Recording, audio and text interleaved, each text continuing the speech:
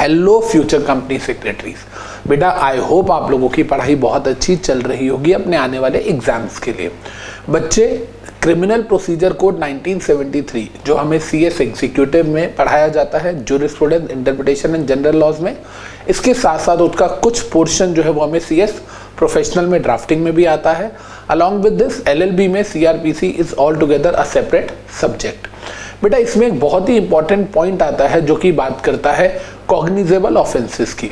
हम सबको पता है जो कॉग्निजेबल ऑफेंसेस होते हैं वो ऐसे ऑफेंसेस होते हैं जो नॉन बेलेबल होते हैं, सीरियस ऑफेंसेस होते हैं, उसमें पुलिस से आपको जमानत नहीं मिलती। मतलब अगर आपने कोई ऑफेंस किया जो सीरियस ऑफेंस है, कॉग्निजेबल ऑफेंस है, जिसमें इम्प्रिजनमेंट आपको 3 इयर्स या उससे ज़्यादा की हो सकती है, ऐसे ऑफेंसेस में आप पुलिस से ज़मानत नहीं मांग सकते। आपको रात पुलिस स्टेशन में गुजारनी पड़ेगी and 24 hours plus travel time में कोर्ट के सामने लेके जाया जाता है और फिर कोर्ट डिसाइड करता है कि आपको जमानत दी जाए या ना दी जाए। It is at the description of the court. अब यहाँ क्वेश्चन आता है, कई बच्चे पूछते हैं कि अमित सर सन 1998 के अंदर Salman Khan the famous Bollywood star, उन्होंने एक हिरन मारने का उन पे केस चला था, ब्लैक बक, जो आज तक एक मिस्ट्री है, पता नहीं मारा था या नहीं, बट यस अंदर से क्या है हम सबको पता है।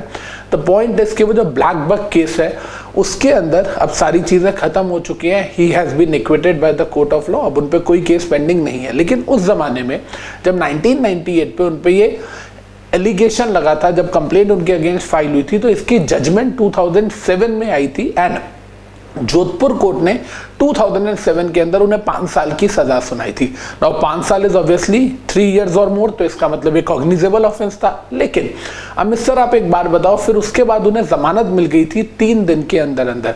कॉग्निजेबल ऑफेंस में आप कहते हो कि जज साहब की मर्जी है वो जमानत दे या ना दे, मजिस्ट्रेट की। हम क्रिमिनल लॉ में हमेशा मजिस्ट्रेट वर्ड यूज करते हैं और सिविल लॉ में जज वर्ड यूज करते हैं।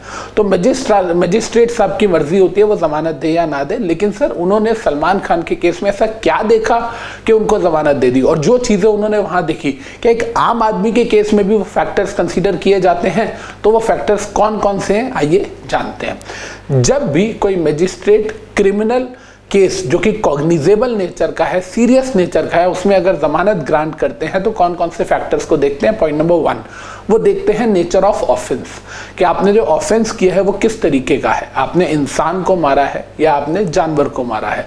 आपने इंसान को मारा है तो भाई आपने कोई क्राइम किया है, आपने रेप किया है, उसके बाद मर्डर किया है, या गलती से एक्सीडेंट हुआ है, क्या हुआ है, इज इट मर्डर और कल्पेबल होमिसाइड और अटेम्प्ट टू मर्डर।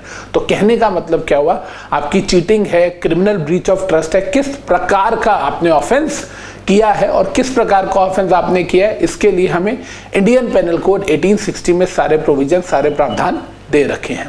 इसके अलावा देखा जाता है अक्यूज्ड की हेल्थ, अक्यूज्ड का पास्ट रिकॉर्ड एंड अक्यूज्ड की जो पब्लिक स्टैंडिंग है वो देखी जाती है। सर इसका मतलब क्या होता है, ध्यान से सुनेगा। अक्यूज्ड की हेल्थ, जब हम हेल्थ की बात करते हैं तो सलमान खान से ज्यादा उस टाइम पर 1998 में जब उनकी एज 32 थी उस टाइम पर, और जब उनकी 2007 में जो एज है दैट वाज 39 के आसपास, 39-40 के आसपास थे। एट दैट टाइम उनसे ज़्यादा हेल्दी तो हमारे देश में कोई नहीं था, पहली चीज़। दूसरी बात, उनका पास्ट रिकॉर्ड, उस टाइम पर उन पर कोई पास्ट में केसेस नहीं चल रहे थे सिवाय सन 2002 में जो उन पर एक हिट एंड रन का केस चला था, और वो भी उनके ब्लैक बक केस के बाद था। एंड थर्डली उनकी पब्लिक स्टैंडिंग देखी जाती है। पब्लिक स्टैंडिंग का मतलब क्या होता है कि लोग कहते हैं कि इसको बाहर निकाल दो, मतलब लोग, कितने लोग उनके फेवर में हैं, वो लोगों के लिए ऐसा क्या काम कर रहे हैं। मतलब सर आप बीइंग ह्यूमन की बात कर रहे हो, नहीं बच्चे। जब सलमान खान को सजा हुई थी तो उस टाइम पर बहुत सारे लोग उनके पास गए, कोर्ट के पास, मजिस्ट्रेट के पास, के माय लॉर्ड हम लोग इस पे मूवी बना रहे हैं इनके साथ, सलमान खान के साथ, एंड हम लोगों ने इन पे बहुत पैसा लगाया है, और अगर आपने इनको 5 साल के लिए जेल में डाल दिया तो हमारा सारा पैसा जो 250 करोड़ लगा है, 500 करोड़ की सारी पिक्चरें बर्बाद हो जाएगा, हम सड़क पे आ जाएंगे। तो प्लीज इनके लिए नहीं तो कम से कम हमारे लिए बाहर निकाल दीजिए इनको। और वो कौन लोग थे, सलीम खान साहब, जिन्होंने अपने दामाद के साथ मिलकर, अग्निहोत्री के साथ मिलकर बॉडीगार्ड मूवी बनाई। इसके अलावा जो बॉनी कपूर थे उनके फ्रेंड जिन्होंने वांटेड मूवी बनाई। देन सोहेल खान, उनके खुद के ब्रदर, जिन्होंने उनके साथ मूवी बनाई थी रेडी। देन उसके बाद अरबाज खान जिसके साथ दबंग बनाई, और उनकी गर्लफ्रेंड जिसके साथ मिलकर उन्होंने खुद वीर बनाई। ये सारी की सारी जो मूवीज हैं ये मजबूरी में साउथ इंडियन मूवीज को डब करके बनाया गया था, बिकॉज कोर्ट के सामने एक कंडीशन थी कि हम मूवीज बना रहे हैं, तो अब कोर्ट ने उसी बेसिस पे उन्हें बेल दी थी, तो जमानत दी थी, तो मूवीज बनाना जरूरी था। अच्छा सर, अब हम तो इतने बड़े लोग हैं नहीं कि हमारी पब्लिक स्टैंडिंग हो, और कौन कौन से फैक्टर्स हो सकते हैं? बेटा ये देखा जाता है कि आपके भागने के कितने चांसेस है। अगर आपको जमानत दे दी जाए तो चांसेस ऑफ रनिंग ओवर कितने, आप भाग तो नहीं जाएंगे। अब सलमान खान जैसी शख्सियत कहीं भागेंगे, आप जितने बड़े इंसान होते हैं आपके छुपने की जगहें उतनी कम होती हैं। इसके अलावा और क्या देखा जाता है? Chances of tampering with evidences, क्या आप सबूत के साथ छेड़छाड़ कर सकते हो? उनके केस में वो बहुत स्ट्रांग था। या थर्ड आता है विनिंग ओवर विटनेसेस, क्या चांसेस है आपके कि आप गवाहों को खरीद सकते हो? वो भी उनके केस में बहुत ज्यादा था। तो कहने का मतलब क्या हुआ, अगर मेरे से कोई पूछे कि अमित सर कौन कौन से फैक्टर्स देखे जाते हैं, तो पहली चीज नेचर ऑफ ऑफेंस, दूसरी चीज आपका पास्ट रिकॉर्ड, आपकी एज देखी जाती है, आपकी हेल्थ देखी जाती है, आपकी पब्लिक स्टैंडिंग देखी जाती है, आपके भागने के चांसेस, गवाहों को खरीदने के चांसेस, सबूतों को मिटाने के चांसेस। अब यहां पर मैं एक चीज और आपको बताना चाहूंगा। अगर आपको याद हो तो कुछ महीने साल पहले एक लॉकडाउन में एक सीन हुआ था, जो दिल्ली में लाजपत नगर में हस्बैंड वाइफ थे, गाड़ी में जा रहे थे, जिस लड़की ने यूपीएससी का मींस क्लियर किया हुआ था।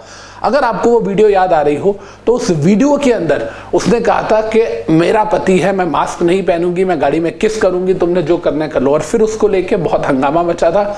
पुलिस ने उनके अगेंस्ट केस डाला। रात को पुलिस ने उनको पुलिस स्टेशन में रखा एंड कुछ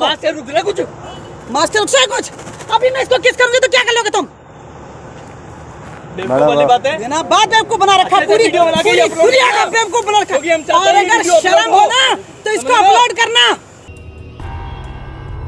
सर मास्क लगाना जरूरी है। मेरा कोई इंटेंशन नहीं था पुलिस से ऐसे बोलने का, लेकिन पता है क्या, मुझे ऑब्वियस सी बात है उनकी खातिरदारी की होगी, क्योंकि अगले दिन उनके सुर बदले हुए थे। लेकिन वहां पर भी उनपे जो ऑफेंसेस डाले गए वो कॉग्निजेबल, क्योंकि उन्होंने ऑन ड्यूटी पुलिस वालों को ऑब्स्ट्रक्ट किया, जो कि कॉग्निजेबल ऑफेंसेस है। एंड सेक्शन 186, 332, 352 ऑफ आईपीसी, इन सब में उन पे केस चलाए। एंड नेक्स्ट डे जब उन्हें मजिस्ट्रेट के सामने भेजा गया तो मजिस्ट्रेट साहब ने उन्हें जमानत भी नहीं दी। क्यों? बिकॉज ये सारे फैक्टर्स उनके केस में काम नहीं किए। क्या द पॉइंट इज, तब तक वीडियो वायरल हो चुकी थी एंड जज साहब को, मजिस्ट्रेट साहब को भी ये पता था कि ये सारे फैक्टर्स जो है इससे ज्यादा इंपॉर्टेंट है। वो एज वाइज भी लड़की जो है वो सेंसिबल है।